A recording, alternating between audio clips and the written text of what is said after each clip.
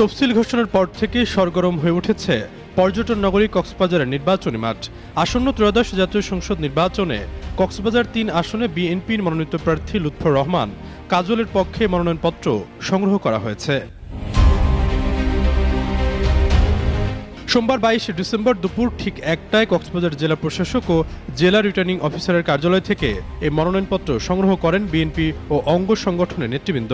লুৎফর রহমান কাজলের পক্ষে মনোনয়নপত্র গ্রহণ করেন কক্সবাজার পৌর বিএনপির আহ্বায়ক রফিকুল হুদা চৌধুরী। এ সময় উপস্থিত ছিলেন কক্সবাজার সদর উপজেলা বিএনপির আহ্বায়ক সুবেদার মেজর অবসরপ্রাপ্ত আব্দুল মাবুদ, রাম উপজেলা বিএনপির আহ্বায়ক মুক্তার আহমেদ এবং ঈদগাহ উপজেলা বিএনপির আহ্বায়ক আবুল কালাম। এছাড়া উপস্থিত ছিলেন পৌর বিএনপির সিনিয়র যুগ্ম আহ্বায়ক অ্যাডভোকেট আব্দুল কাইম সহ স্থানীয় পর্যায়ের নেতাকর্মীরা। মনোনয়নপত্র সংগ্রহ শেষে নেতারা জানান, লুৎফর রহমান কাজল এই আসনের গণমানুষের নেতা। তারা আশাবাদ ব্যক্ত করেন, একটি অবাধ ও সুষ্ঠু নির্বাচন হলে বিপুল ভোটে ধানের শীষের জয় নিশ্চিত হবে।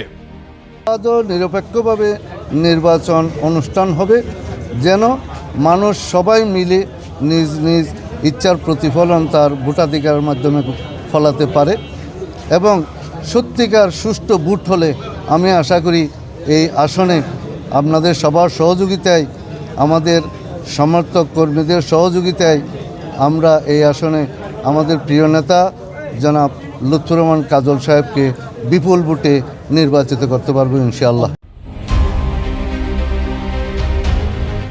এই আসনটি জেলার রাজনৈতিক সমীকরণে অত্যন্ত গুরুত্বপূর্ণ। আর লুৎফর রহমান কাজলের মনোনয়নপত্র সংগ্রহের মাধ্যমে নির্বাচনী লড়াইয়ের আনুষ্ঠানিক প্রস্তুতি শুরু করল বিএনপি।